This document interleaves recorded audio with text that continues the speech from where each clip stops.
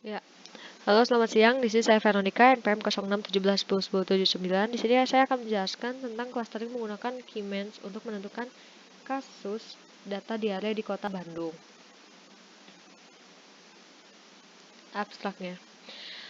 Dinas Kesehatan itu kan bertugas menyuluh dan mendata penderita diare di tiap-tiap daerah. Kemudian daerah tersebut akan dievaluasi daerah mana saja yang paling banyak terkena diare dan dilakukan pengecekan langsung ke lapangan. Ternyata didapatkan penyebab yang paling mendasar adalah tentang lingkungan yang kurang bersih seperti parit-parit lalu banyak sampah sehingga menyebabkan banjir saat hujan. Terus Dinas Kesehatan juga menghimbau agar masyarakat untuk selalu menjaga kebersihan, mencuci tangan dengan sabun sebelum makan sama sesudah makan, dan dapat yang kayak gitu tuh dapat membantu mengurangi penderita diare di Kota Bandung. Oke, pendahuluan. Di sini akan dijelaskan pengelompokan data penyebaran diare di Kota Bandung menggunakan algoritma Keymen's clustering untuk mempermudah mengelompokkan penyebaran diare di Kota Bandung. Nah, selanjutnya teoritis di sini akan menjelaskan tentang yang pertama data mining, yang kedua algoritma Keymen's clustering, yang ketiga diare. Apa sih data mining tuh? Data mining tuh kan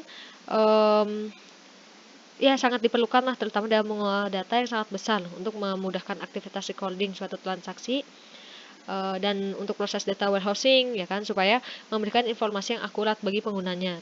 Alasan utama kenapa data mining itu sangat menarik perhatian industri informasi dalam beberapa tahun belakangan ini karena semakin besar kebutuhan untuk mengubah data tersebut menjadi informasi dan pengetahuan yang berguna karena sesuai dengan fokus bidang ilmu, yaitu melakukan kegiatan ekstraksi atau menambah pengetahuan dari data yang berukuran atau berjumlah besar. Oke, selanjutnya kita bakal ngejelasin tentang algoritma Keyman clustering. Apa sih algoritma Keyman clustering itu? Itu merupakan suatu metode penganalisaan data atau metode data mining yang melakukan proses pemodelan tanpa supervisi dan merupakan salah satu metode yang melakukan pengelompokan data dengan sistem partisi. Nah, terdapat dua jenis tuh. Yang pertama ada hierarchical dan non-hierarchical. Nah, Keymen's merupakan salah satu metode data clustering non-hierarchical atau partitional clustering.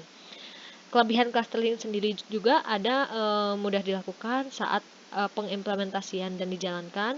Terus yang kedua, waktu yang dibutuhkan untuk melakukan pembelajaran relatif lebih cepat. Yang ketiga, sangat fleksibel adaptasi yang mudah untuk dilakukan. Yang keempat, sangat umum penggunaannya. Yang kelima, menggunakan prinsip yang sederhana dapat dijelaskan dalam statistik. Selanjutnya diare. Diare sendiri merupakan gangguan buang air besar yang disertai dengan BAB lebih dari 3 kali sehari dengan konsisten tidak cair dapat disertai dengan darah, ya kan. Penyakit diare ini diperkirakan lebih dari 10 juta anak berusia kurang dari 5 tahun meninggal setiap tahunnya di dunia, di mana sekitar 20% meninggal karena infeksi diare. Kejadian diare ini terjadi di seluruh dunia dan menyebabkan 4% dari semua kematian dan 5% dari kehilangan kesehatan dan menyebabkan kecacatan. Gejala diare juga bervariasi. Yang pertama mungkin yang terjadinya gejala itu yang pertamanya ada penurunan gejala umum ya, penurunan berat badan, yang kedua tinja lendir berdarah atau mengandung makanan yang belum tercerna, yang ketiga demam, yang keempat sakit kepala. Sedangkan diare yang ditandai dengan tanda-tanda mengalami dehidrasi adalah pusing, rasa haus berlebihan, urin menjadi sedikit atau berwarna gelap, mulut menjadi lebih kering, lemas, dan juga ada tanda-tanda diare pada bayi dan anak-anak.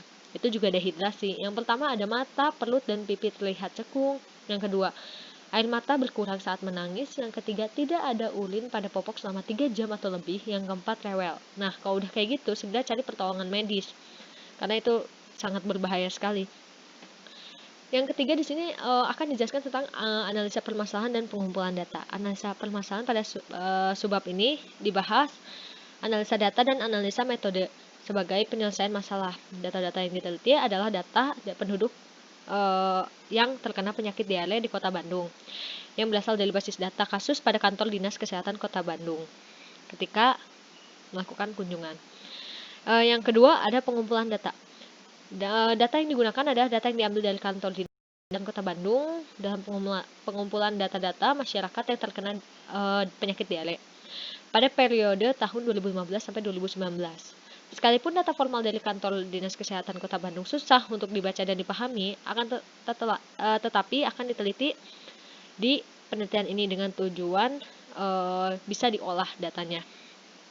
Yang keempat, pembahasan. Di sini gambarnya itu menjelaskan tentang result history yang ada pada pengolahan data diare. Terus ya kalau gambar ini menjelaskan tentang data yang sudah diproses dan memiliki klaster.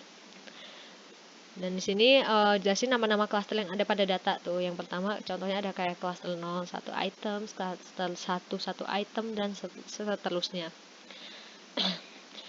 Gambar 4 di sini ada menjelaskan tentang dataset yang digunakan. Dataset yang digunakan itu yang pertama ada nomor, jumlah penduduk, jumlah orang-orang yang terkena penyakit diare, sama jenis kelamin di setiap daerahnya. Berikutnya ini menjelaskan tentang grafik hasil pengolahan data diare. Nah, berdasarkan hasil dan kesimpulan yang dapat didapatkan, dengan menggunakan rapid miner disimpulkan bahwa yang pertama terdapat 5 clustering. Yang tadi yang cluster 0 sampai 4 itu yang masing-masing ada berapa items. Yang kedua, dari grafik yang ada angka bertambah dan berkurangnya diare itu tidak stabil atau naik turun. Sekian presentasi dari saya. Mohon maaf apabila ada kesalahan kata. Terima kasih.